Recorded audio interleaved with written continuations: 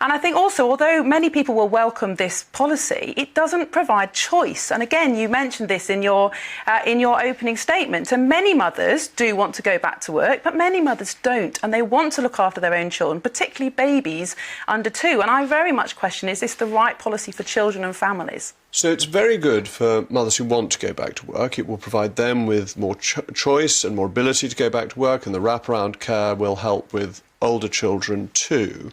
But what you're saying is that that's assuming that everybody wants to go back to work. Yes, and I think there are certainly many women who do want to go back to work. And I think particularly if you've got a high-flying, high-paid, successful career, of course it's worth that trade-off, and perhaps you can afford to pay for a nanny or some, very high-quality childcare.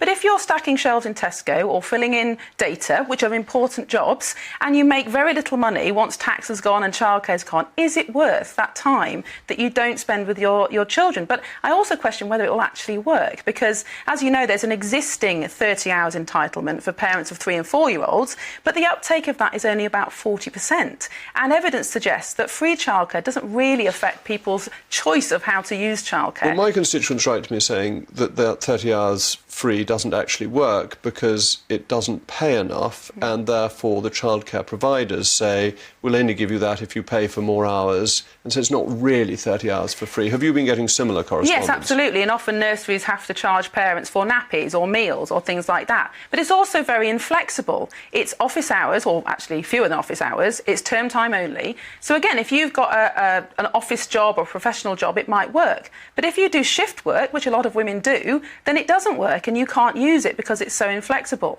So as you said in the beginning, this is state help, but only under certain conditions, and it doesn't promote choice.